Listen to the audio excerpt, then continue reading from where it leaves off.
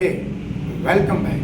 This is Ansari sir और आज Ansari sir आपके सामने फिर एक इंग्लिश स्पोकन का बहुत ही खूबसूरत टॉपिक लेकर आए हैं। और आज अंसारी सर आपको बिल्कुल अपने देसी अंदाज में उस टॉपिक को पढ़ाएंगे और उम्मीद करते हैं कि आप वीडियो को स्किप नहीं करेंगे, पूरी वीडियो को देखिएगा। ये टॉपिक बिल्कुल क्लियर होकर जाएगा और आप अपने लैंग्वेज में इस्तेमाल कीजिएगा, बहुत अच्छा लगेगा। चलिए बोर्ड पर देखते हैं। आज हमारा टॉपिक है कीप। कीप का अर्थ हम लेंगे इंग्लिश ग्रामर में, इंग्लिश स्पोकन में। कीप का यूज़ हम करेंगे किसी काम को जारी रखने के भाव के रूप में।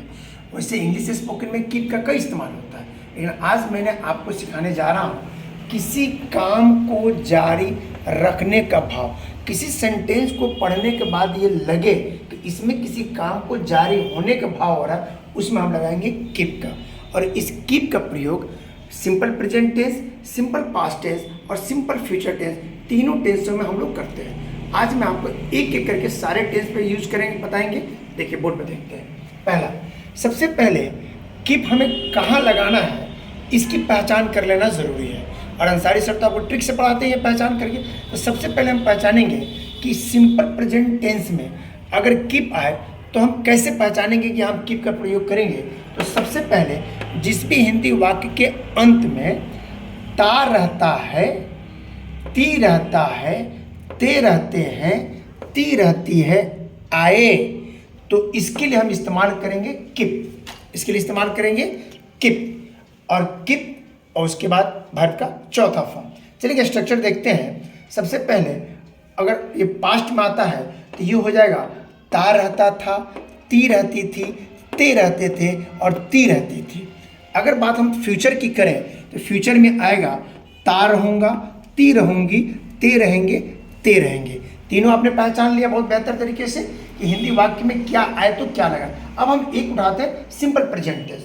सिंपल प्रेजेंट टेंस में हम आपको आज 4 स्ट्रक्चर बताएंगे: affirmative, negative, interrogative and interrogative negative. सबसे पहले अफर्मेटिव का स्ट्रक्चर क्या होगा? तो सबसे पहले सब्जेक्ट देंगे, सब्जेक्ट के बाद कीप या किप्स में से कोई एक। अगर हमारा सब्जेक्ट सिंगुलर है तो किप्स लगाएंगे, अगर प्लुरल है तो कीप का प्रयोग करेंगे। देन वर्ब का चौथा फॉर्म, फिर ऑब्जेक्ट। आई होप की बात आपको समझ में आ गई होगी। चलिए एग्जाम्पल लेते हैं। जैसे मैंने कहा मैं अंग्रेजी बोलता रहता हूँ, हिंदी के लास्ट में क्या आया? ता रहता हूँ। क्या आया? ता रहता हूँ। इसकी इंग्लिश सबसे पहले सब्जेक्ट आई और ता रहता हूँ की अंग्रेजी क्या बनेगी हमारी? कीप। तो कीप प्लस वर्ब का चौथा फॉर्म स्पीकिंग इंग्लिश बन गया मैं अंग्रेजी बोलता रहता हूँ, I keep speak English. I hope कि यह आपको बात समझ में आ गई होगी। अब चलते हैं हम अपने अनदर एग्जाम्पल पे। वह नाचते रहती है, वह नाचते रहती है, वह की अंग्रेजी सी और रहती है किप्स। चूँकि थर्ड पर्सन सिंगुलर नंबर है तो किप्स का यूज करेंगे। और डांसिंग, सी किप्स डांसिंग। ये रहा अफर्मेटिव। अब चलते हैं हम नेगेटिव में। ऑल आर नो डैट पहले भी आपको मैं पढ़ा चुका हूँ। नेगेटिव का मतलब हुआ वह सेंटेंस जिसमें नॉट का प्रयोग हुआ हो। चलिए जैसे मैंने कहा मैं अंग्रेजी नहीं बोलता रहता हूँ, नहीं आ गया, मीन्स यह हमारा नेगेटिव सेंटेंस है। इसका स्ट्रक्चर बनेगा subject plus helping verb do या डज में से कोई एक plus not plus keep plus verb का चौथा फॉर्म प्लस ऑब्जेक्ट। मैंने कहा मैं अंग्रेजी नहीं बोलता रहता हूँ, I do not keep speaking English. मैं अंग्रेजी नहीं बोलता रहता हूँ। चलिए दूसरा एग्जाम्पल लेते हैं। वह नहीं नाचते रहती है, वह नहीं नाचते रहती है। ये कौन सा टेंस है? देखिए she does not keep dancing. Clear हो गया? चलिए अब हम चलते हैं इंटरोगेटिव। इंटरोगेटिव वह सेंटेंस, इंटरोगेटिव वह सेंटेंस जिस सेंटेंस की शुरुआत क्या से होती है उसे हम इंटरोगेटिव कहते हैं। और इंटरोगेटिव नेगेटिव वह सेंटेंस जिससे क्या से शुरुआत हो और बीच में नहीं शब्द आए। तो क्या है ये? क्या मैं अंग्रेजी बोलता रहता हूँ। सेंटेंस की शुरुआत हुई हमारे क्या से, इसका बनेगा डू या does plus subject plus keep plus verb का चौथा फॉर्म प्लस ऑब्जेक्ट। चलिए बना के देखते हैं। क्या मैं अंग्रेजी बोलता रहता हूँ?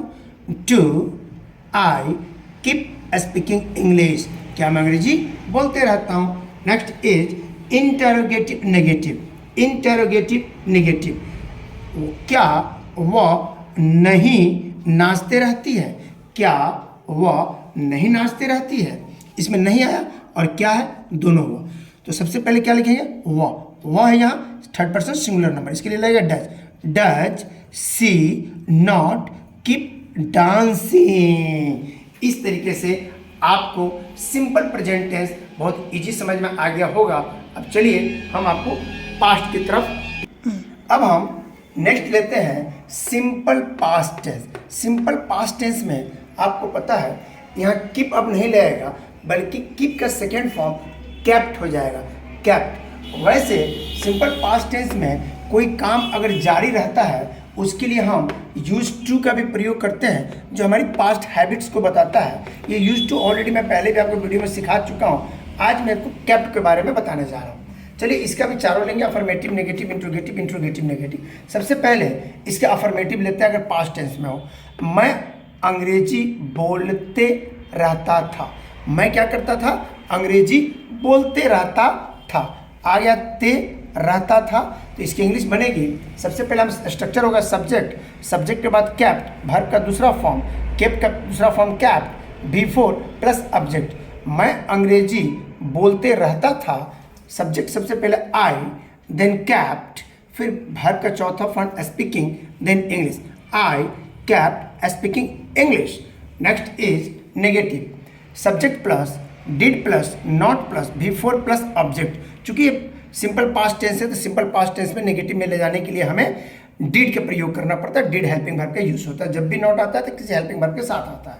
तो सबसे पहले subject did not before plus object. जैसे मैंने कहा मैं, जैसे मैंने क्या बताया, मैं अंग्रेजी नहीं बोलते रहता था, इसमें नहीं आ गया, मतलब नेगेटिव हो गया। क्या बनेगा, सबसे पहले subject I, helping verb did, 3 number में not, keep speaking English, I did not, I did not speaking English, मैं अंग्रेजी नहीं बोलते रहता था। नेक्स्ट इंटेरोगेटिव, इंटेरोगेटिव, इंटेरोगेटिव जो किसी हेल्पिंग वर्ब से शुरुआत होगा। क्या मैं अंग्रेजी बोलते रहता था, तो क्या बनेगा, did plus subject plus kept plus before plus object. अब इसी को मैंने बना दिया इंटेरोगेटिव में, डिड आ गया बाहर, did I kept speaking English, क्या मैं अंग्रेजी बोलते रहता था। Next is interrogative negative, interrogative negative जिसकी शुरुआत किसी हेल्पिंग वर्ब से हो और उसमें नॉट है, that is called interrogative negative. Okay guys, बहुत स्मार्ट है, बहुत अच्छे से पढ़ रहे हैं आप लोग। बिल्कुल वीडियो को स्किप नहीं कीजिएगा, कंटिन्यू देखिए। आज मैं बिल्कुल कीप हमेशा के लिए खत्म कर दूंगा। Interrogative negative, did plus subject plus not plus keep plus before plus object. मेरे साथ साथ बोलिएगा बेटा, did plus subject plus not plus keep plus before plus object. सबसे पहले क्या लगाएंगे, क्या मैं अंग्रेजी नहीं बोलते रहता था, did I not keep speaking English, did I not keep speaking English. Okay guys, इस तरीके से पास्ट का आपने अफर्मेटिव, नेगेटिव, इंट्रोगेटिव और इंट्रोगेटिव नेगेटिव को देख लिया। अब चलते हैं सिंपल फ्यूचर टेंस पे। Simple future tense, affirmative, negative, interrogative, interrogative, negative. Okay guys, चलिए सबसे पहले अफर्मेटिव। अफर्मेटिव में दोस्तों हमें आपको वीडियो बनाने में बहुत मेहनत लगता है और ये आपका प्यार है, आपका एक लाइक, एक सब्सक्राइब ही मेरी मेहनत का फल होता है। तो प्लीज़ सबसे पहले एक लाइक कर दीजिए, फिर चैनल को सब्सक्राइब कर दीजिए, ताकि जब भी अंसारी सर कोई वीडियो बनाए तो आपको इजीली मिल जाए। और बिल्कुल आपको पता है कि Ansari sir bookish grammar, bookish spoken नहीं पढ़ाते हैं, नेचुरल तरीके से नेचुरल इंग्लिश पढ़ाते हैं। चलिए बोर्ड पर देखते हैं।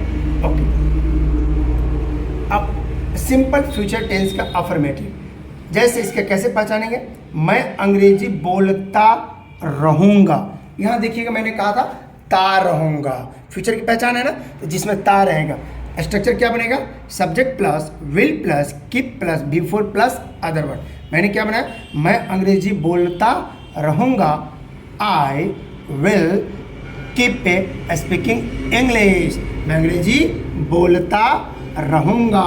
नेक्स्ट इज नेगेटिव, नेगेटिव मतलब नॉट 3 नंबर पे, इसमें helping verb will, subject plus will plus not plus keep plus before plus other word, subject plus will plus not plus keep plus before plus other word. Nice. Okay, क्या लगाएंगे सबसे पहले, मैं अंग्रेजी नहीं बोलते रहता था, I will not keep speaking English, मैं अंग्रेजी नहीं बोलते रहता था। Now look, next is interrogative negative, interrogative negative, will plus subject plus keep plus before plus other word, will plus subject plus keep plus before plus other word बनाएंगे। will I keep speaking English, will I speaking English। Okay guys, look on board. Next is interrogative negative, क्या बोला बेटा मैंने, interrogative negative means helping verb भी हो और not भी हो। will subject plus not plus keep plus before plus other word means सबसे पहले will I not keep speaking English। I hope कि आज आपको कीप से रिलेटेड सारे कन्फ्यूज़न ख़त्म हो गया होगा। इस वीडियो को एक बार आप पहले देख लीजिए, दोबारा फिर देखिएगा और आराम से कॉपी में नोट्स बनाइए, और तब तक के लिए अंसारी सर को विदा दीजिए। फिर मिलते हैं एक नए टॉपिक के साथ, तब तक के लिए अपना बहुत बहुत ख्याल रखिएगा, और हाँ, मुस्कुराते रहिएगा। Take care, till then.